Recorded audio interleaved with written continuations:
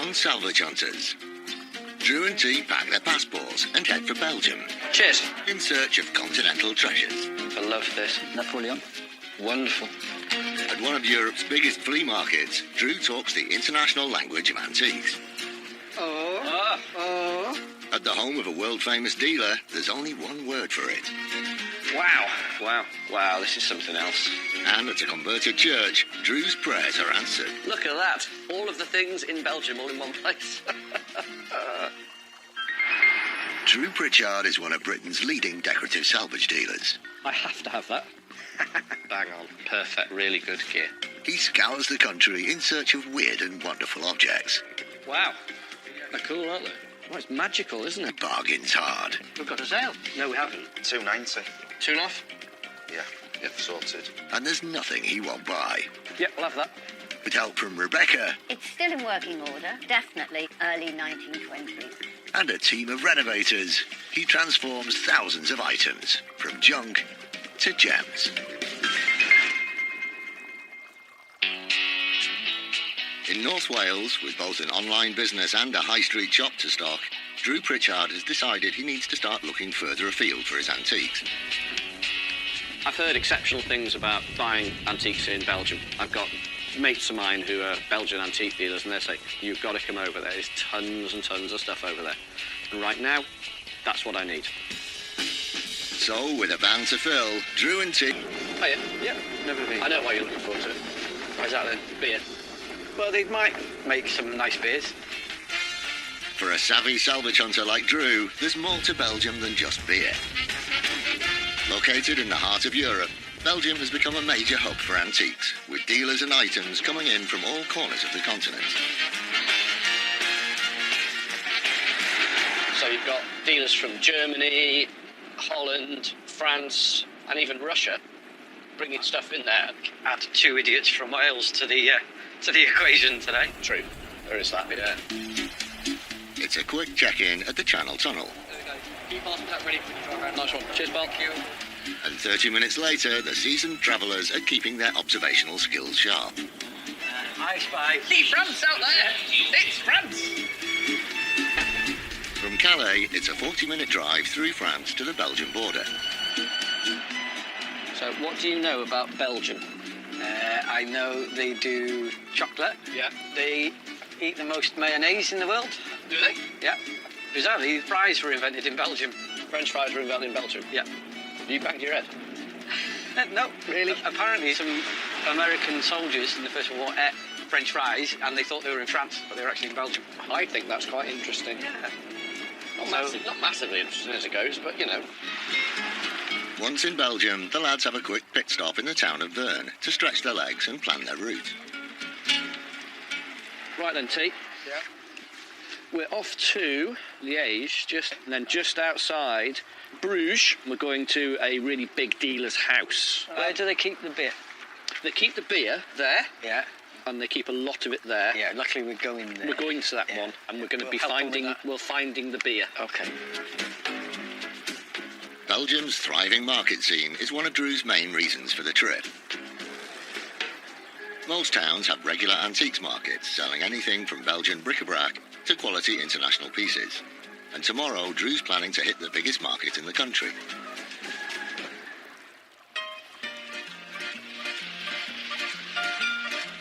We are up very early to go to the Tongeren antiques market.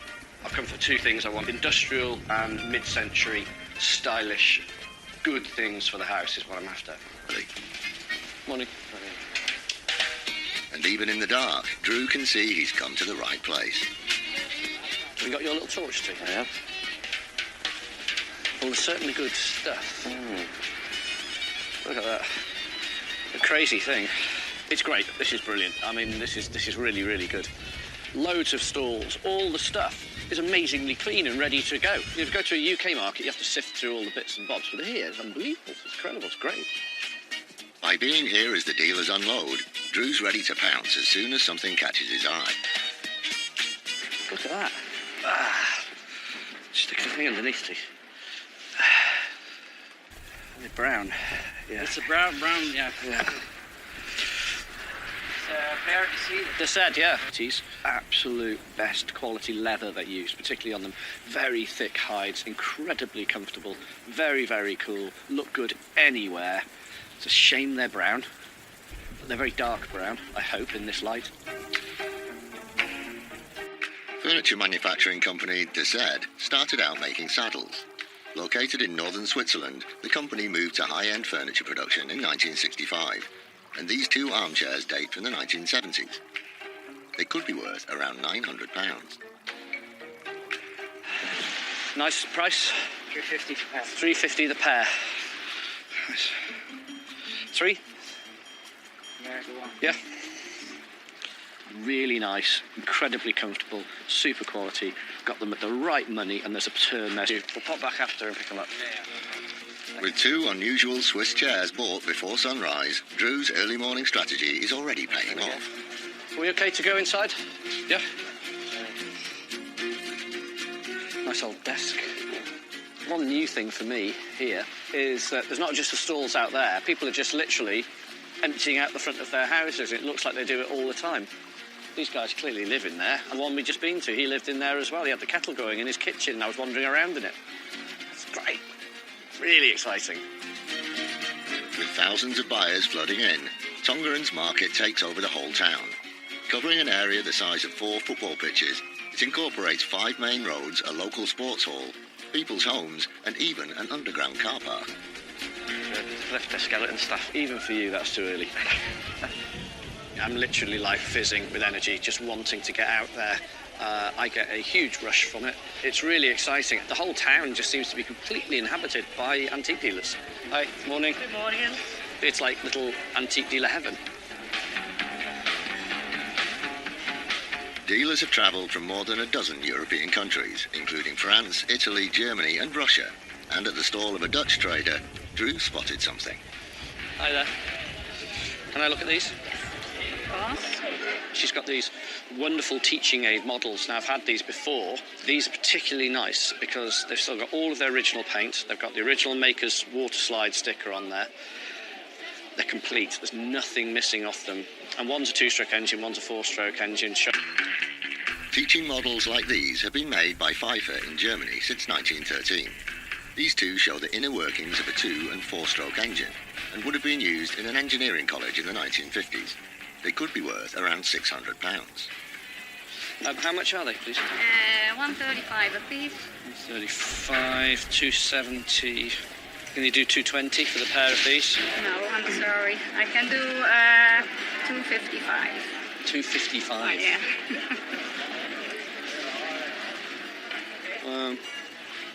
Yeah, okay. Yeah. Yeah, we'll take Thank you very Thank much. you, thank you. Those will sell well and we will double our money. The lady we're dealing with today, she's come from Holland. It's great. This is international dealers. There's Americans here, there's all sorts. It's a mixed sponge. Oh, look at this. Proper bushes, look. Yes. Hi. Morning. The price, please? 250. 250. I've just never seen them with that hook on. No. I've got one in my kitchen. Smaller one. A smaller one, yeah, but that one's... The big ones, I've never seen them before. No, that's a monster. These stainless steel meat hooks from the 1970s are German in origin and would have been used to hang carcasses in cold storage. Repurposed as a set of coat hooks or used to suspend kitchen utensils, they could be worth around £300. 2. Yeah, 2 for this one. Yeah. Good. Marvellous, thank you. As well as its bustling market, Tongeren is home to around 40 antique shops. And one has caught Drew's eye. There's just one small problem. It's not. He's just round the corner. He's in another shop just over there. Okay, lovely. All right. Ask him to come over. We'll see you in a second. Thank you. Excellent. Yeah, he's on his way. Now. Yeah. Excellent, I can't wait to get in here. This guy's good. He's got it bang on. Ah, hi there. Hello. Thank you. Thanks for coming. Thank you. Marvellous. Thank you.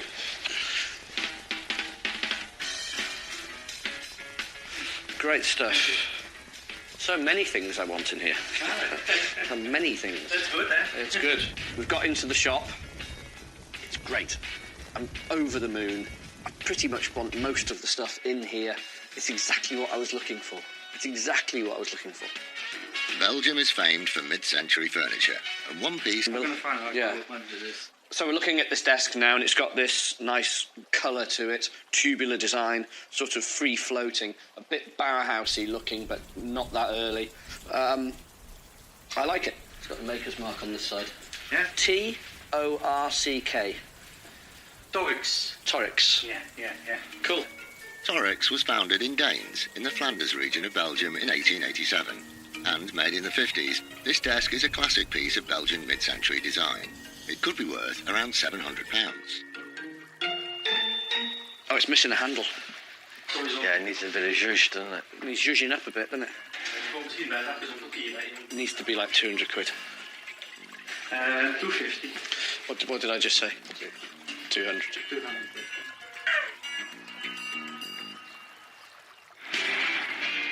Salvage Supremo Drew Pritchard is on a buying spree in Belgium. Nice price. 350. 350 the pair.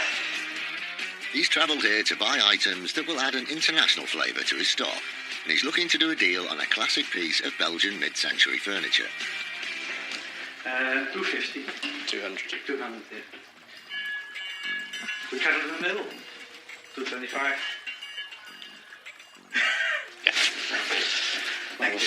That will clean up well. The handle that's missing is in the bottom drawer. That should go out for about 450. A bit of profit, but it's a nice little thing. That bamboo chair at the top there, how much is that one? 80. 80 the pair? Okay. Thank you. Cool. What I've come here for is exactly what I've just been buying. I wanted some cool mid-century pieces. I want something with a load of style. I want things that would relate to my customer base. And I want things that will look good in a shop window. That's exactly what we've got. Hit the nail on the head. Outside, Drew's having another sweep of the stalls. Price? 50 euro. 50. How about 40? No. Yep. Merci. Thank you. Funny little thing. Yeah, 200 euro. Normally you have two of them. Yeah, bedside cabinets. 150. Done. Okay, so. Okay. Oh, yeah. I never went. Yeah. Oh, yeah. Oh, yeah? Look. Oh. It is a gynecological lamp. There you go. It just is. And, yeah, it's for having a good look. What I like about the lamp is it's over-engineered. The lamp itself that rotates on this really nice holder with a bit of shape to it. It's chrome, got a medical-looking base. It's all there. There's nothing missing. It's a perfect reading light. This medical Solux chrome-plated lamp was produced between 1920 and 1925 by the Hanau company near Frankfurt, Germany. Once converted, it could be worth around £750. How much is this? 150. Yeah. Asked more now. Happy days. Today, loved it. It was great. If I can have a good day like this, I can go out in one day and buy that much, and different as well, through the different and individual pieces. Tiring day, I was up at 5 something, but it proved to be the right thing to do. We got up early and we bought well. We're always banging on about antiques hubs and how useful they are as a tool for me. This is a really good one. To come here, it's so simple, it's so close, so many different dealers and shops. It's obviously totally European, couldn't be less British, but it's very interesting, colourful, and I have bought so well, from meat hooks to desks to gynecological lamps. I mean, that's an odd one, isn't it? Really. After a hard day of Belgian buying, the boys have earned themselves a local treat. Panpipe. A panpipe of beer. Oh my word, I'm moving to Belgium. There's not a bad one there. I don't like the look of this one, T.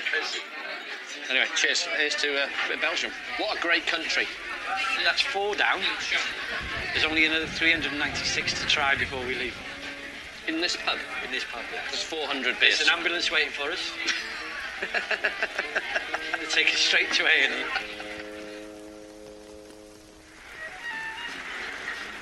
Having survived the night, the next day the boys are back on the road with a very special visit lined up. But I'm very much looking forward to this. Appointment with a world-renowned antiques dealer. So, we're now off to see somebody I've wanted to meet for a very long time, Paul de Grand.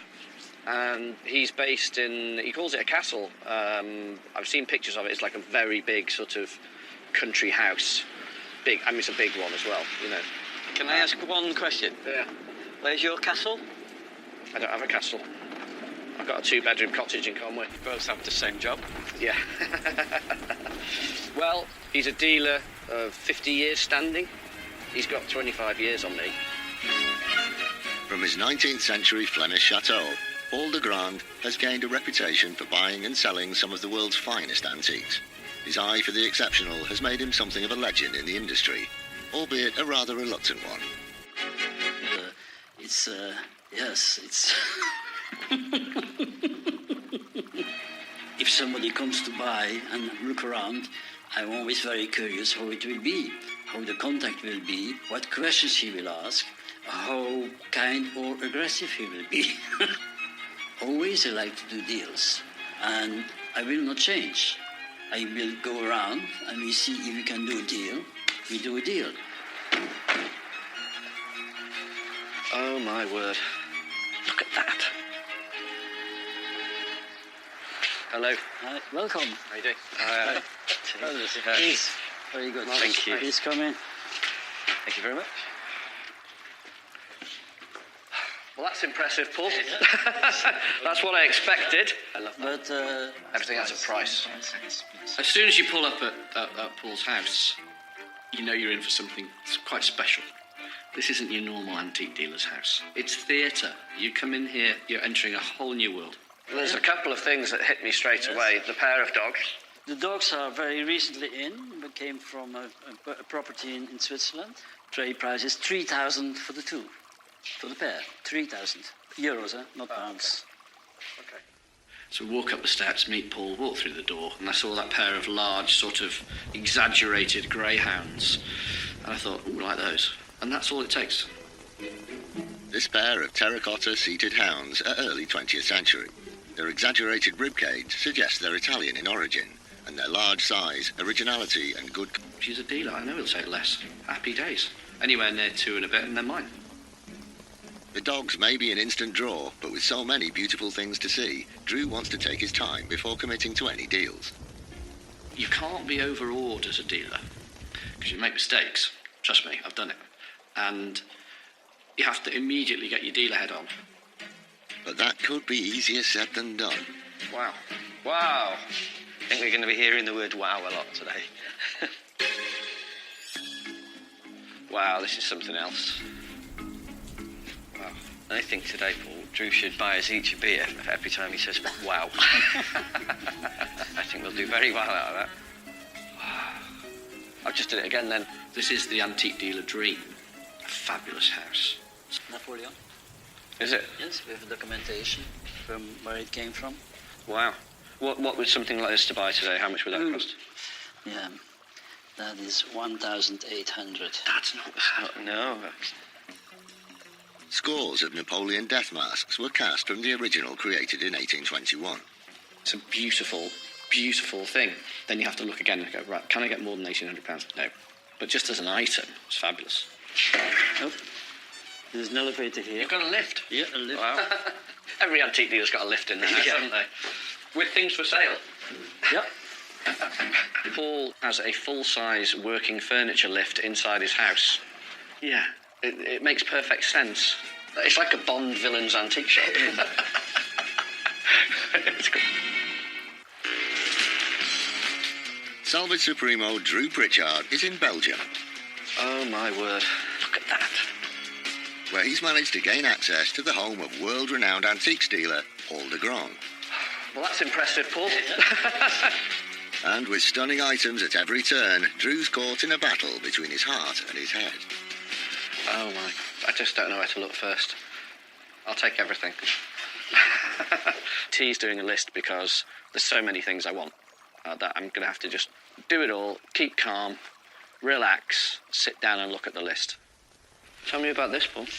That must be Indian. Is there a pair or is it? Yes, there's a pair. Yes. Okay. It's a normal dining chair, upholstered drop-in seat, sabre leg, front and back, and then Paul says, well, actually, I've got two. Even better. This pair of 19th century chairs are plated in pressed tin. Made in India for the English and French market, they were modelled on early seats given as part of a wedding dowry, and they could be worth around £1,500. Price on those? 1,300 for the pair. Again, that's not bad. I'm going to have to get the big checkbook out today, I think. Yes? Yeah, it's going to be an expensive day. I can feel it happening already. I have to get a good That's figure. good. Figure. Yeah. With such a special collection of antiques on display, Drew needs a strategy to ensure he spends wisely. What I need to do is sit down and just go, okay, what do I really want? And what price can I get them for? And if I'm going to bundle a load of stuff I'm buying on the spot, I'm going to do it all in one hit. Right then, so how much is this gentleman? This one is 500, but I can do it for 400. Okay, and there was another one over The here. other I one saw over the there, Victor, yes. the Roman one. This one is 500 and the other one is 400. I see, okay, so 900 we're looking at for the pair. All right, fine, Yes. I'll just get T to write that down. The bust of a bearded gentleman dates from the late 19th century. French in origin and made from plaster, it could be worth around £500.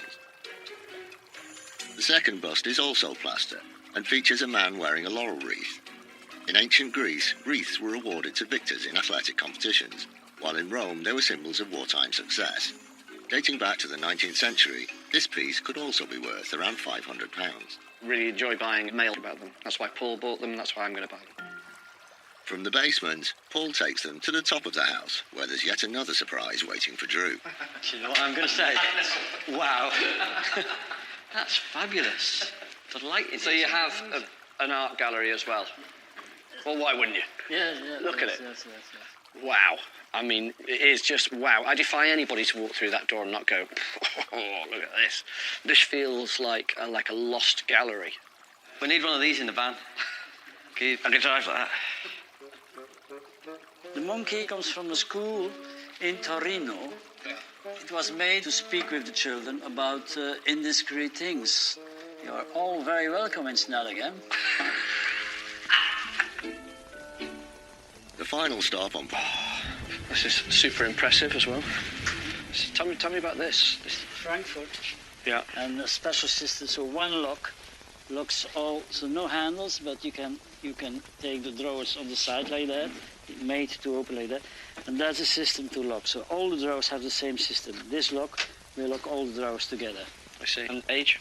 Age will be 19th? I think 18th century. Okay. Paul tells me that this is a Frankfurt chest of drawers, particular to that city, caked in French polish. It's been French polished by probably several dealers over the ages, and splosh, splosh, splosh, charge more dosh, all that sort of thing. And, you know, I don't like all that. And what we're going to have to do is pull that back, because one thing's going to happen. I'm definitely buying it. I just love it. All right, I like that. And price on that one? Okay, all right, let's carry on. I'm definitely interested in that. This thing as well intrigues me, Paul. Yep. Can you tell me about this? It's French or Italian, but very nice with the paintwork. Marbleized. Good marbleizing, actually. Nice Unusual with, colour. Nice with the size like that, rounded off. There's one, in some ways, slightly gaudy dresser base. It's just worn enough to make it interesting. Just saleable. Just very, very saleable, and I like the originality of it. This side cabinet is Italian and dates from the 1880s. Constructed from pine, it still has its original paint, which has a marbleized finish. The curved front, which was common for the time, has fielded doors that open to reveal drawers that were added later. It could be worth around £1,800. Nice proportion. Okay, price on that one? It's also 2,000, how it works out. Okay. It's good retail for that Yeah. one. Oh, yeah. It will be the taste of lots of Decorators. good decorators will like it. Yeah. Tour complete. It's finally time for Drew to play his hand. Okay, Paul. Yeah. I've had a good look at everything. We've got a list because there's lots of things in here I like, but I was wondering if we could maybe put a deal together on what have you got, T? What have we got? The bearded bust. No. Victor. Victor, how much was Victor? 500. 500, 400? The bearded one, not together, a good price together? No? 600? Yep. Oh, what I'm doing. Oh. Okay. Okay. Console. 2,000, we and put I it down. said you're 1,500. I was very happy with it at 1,200. It's, sorry, I'd like to sell, but I reduced as well from 2,000 to 1,500. Sorry. I don't like 5s and No. 7s. Well, 2,008 then. Then you have the two pieces together. 2008 for those two. Yeah. Yeah. Okay. Deal. Yep. What else? 2 dogs. 3,000 for the two. I can't get there. They're great, but I'm Yes. I'm not sure You on will their be sad. age. You will be sad that that you sell them so quickly. I know. That's the problem with the dogs. And together with the chairs. 3,000. 3,200 with the chairs. Then you have your chairs at 1,000. Okay, 3,002. Thank you very much. Yeah. Thank you. I think we're done. Is Yeah. that everything? That's everything. Excellent. Thank you. I'm happy, Paul. Yep, no, Thank you so me much. too. No, very Let's good, go. thanks. Let's do it. Visit. One of the greats of the business, Paul.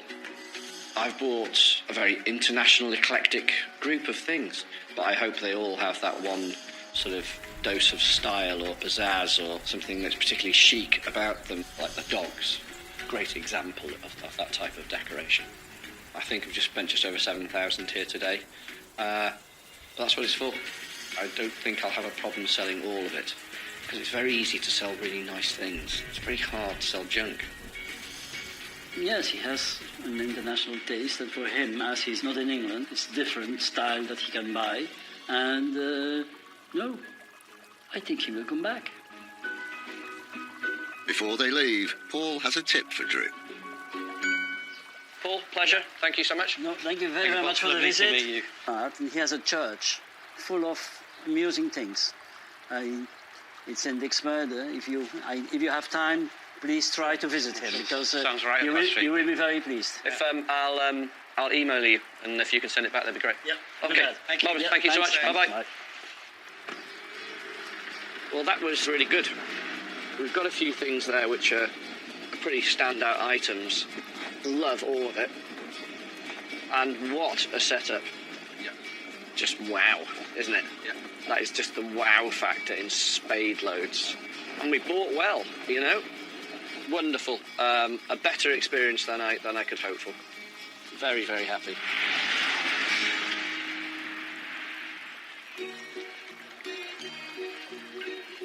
We're going up. You can go up. It's only 366 steps. Oh, mate, I'm not doing that. That's more than you knackering. do in a day. Yeah, no. I don't like heights. I'm not that keen on exercise. I'm sure T's having a very nice time, but it's not for me. There he is. He's waving.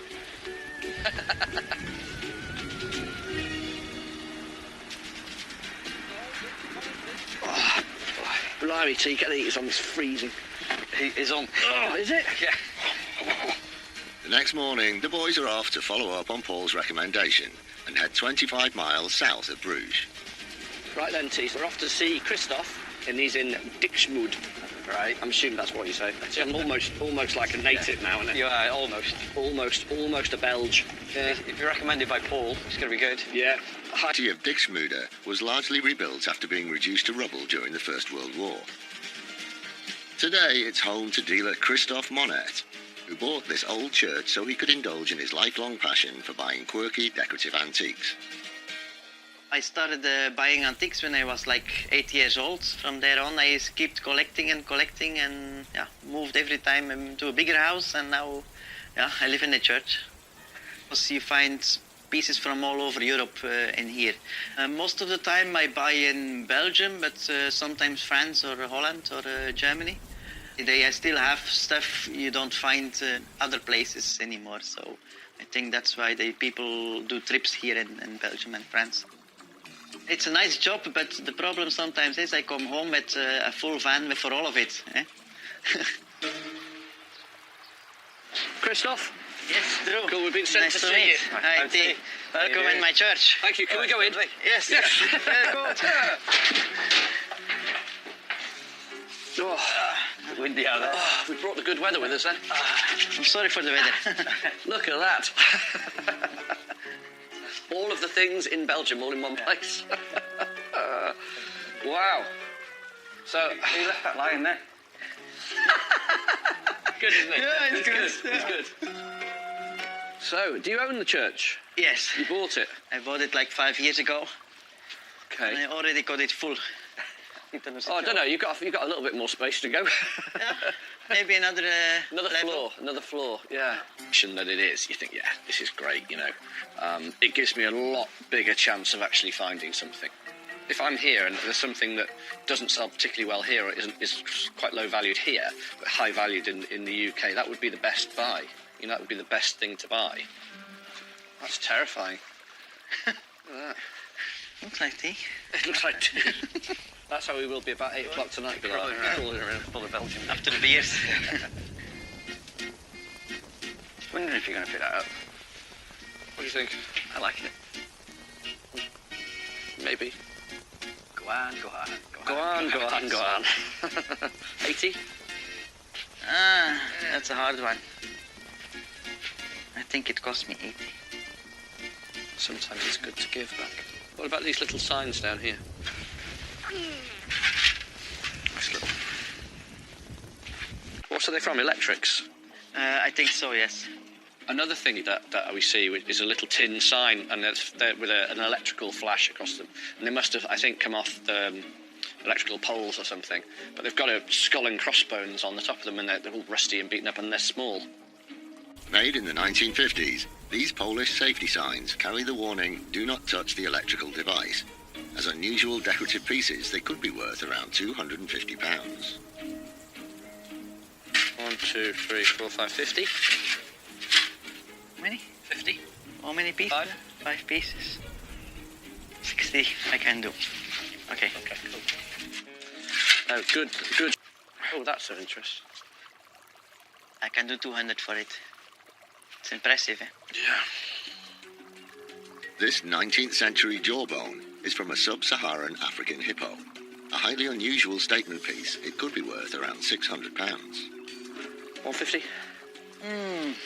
That's killing me. Okay. I can't. 180.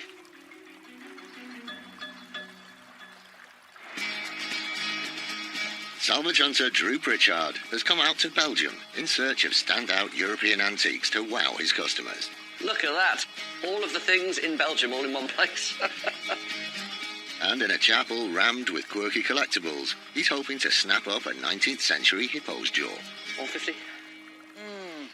That's killing me. Okay. Really, that's something that we're buying here that will really sell well in the UK. We'll make not just a little bit of money, we're going to make a lot of money with that one, so that's very good. Christoph's church is stuffed floor to ceiling with items he sourced from local houses, churches and businesses. It never ceases to amaze me just how much stuff people can get into a building, and he's had a real good go at filling this one. Can I carry on just having a sift through here, please?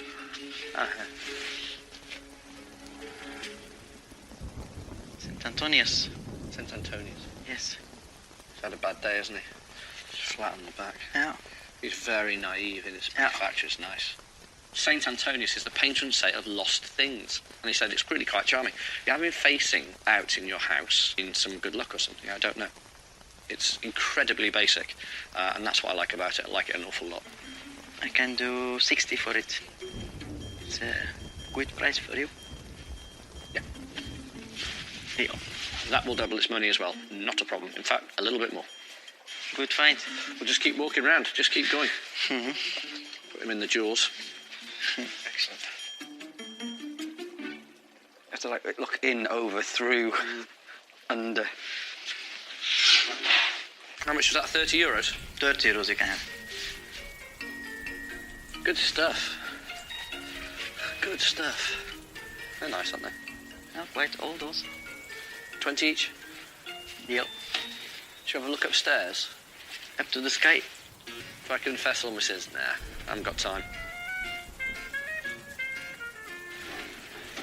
I like that basket. 20 each. It comes from an old factory in Brussels. They put car parts on it, so it's quite strong. Yeah. Yep, you'll take that. They always sell well. Wandering around, I bought a few things, and I think the prices are right. The girls in the shop are saying to me, we need more walkout stuff. So, hey, that's what today I think probably turning into. Tell me about this. Little pew. I bought it from a private house. Price? Uh, Can't be much, I don't suppose. 120. 120. Look, you can have a kip, Drew, you'll fit in there. Look at that. That's great. Yeah, I'm feeling a little sleepy. Very simple, but it stands really well. You know, it's just a very basic thing, but put together quite well, and it's cheap. You know, it's cheap. it's nice quality. Yeah, it's all right, that. This Belgian-made oak bench has turned legs and carved scrolled arms. Modest in size, it's likely to have come from a private chapel and could be worth around £350. €100. Deal. Cool. In the UK, I'd have to pay more for that one, for sure. People buy pews for their hallways and porches to put your wellies underneath it and to sit on it and pull them on. That one's so narrow, it'll just sit there really well. Happy days. Get it back, wipe its face. It's £250, £280. Includes a variety of ecclesiastical items, and one has caught Drew's attention. Right, there's this as well. It's nice size, eh? Yes, the size is good. Yeah, The bigger than size me. is good, yeah. Really like this. This is a bit good. It's a great size. Really good colour. Face is excellent. It's in a nice, worn old oak frame. Hardly any damage to it at all. It's filthy. Signed Peter Paul Rubens. Oh, didn't saw that. Really? Yeah, it's signed. It's Rubens, yeah? It is actually Rubens, yeah. Yeah? Yep. It isn't a real one. Okay, it's not a real Rubens. It's a copy of one. But, yeah, it's very cool. It might not be the real thing, but this copy of Rubens' 1611 painting large framed facsimile could be worth around £1,400. Pretty basic. How much is that one? I can do 350 for you. 350. Can we do 250 and I'm a buyer? At 250. Okay, Yeah. take your day. Cheers, thank you. Yeah, it's just a good size, that one. Yeah. And it'll clean up well. Well, there's the bargain of the day. Thank you very much. That's an absolute belter. That will see us a really good profit back in the UK. Right, I think we're done. We can't have an off day on this job. You have to just buy right all the time. And we've done it today. We've done it again, pulled it out the bag. We've dug around and we've come up with a few gems. We really have. We've got quality and quantity. Marvellous.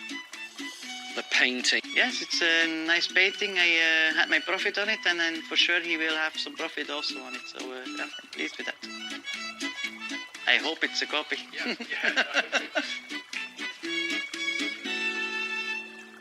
Christoph, thank you. See you. Pleasure. Thank you, Drew. Nice to meet you. Nice to meet you. Cheers. Have a nice See you trip back. again. Take care. Thanks, mate. Thank you. Bye-bye. That was great.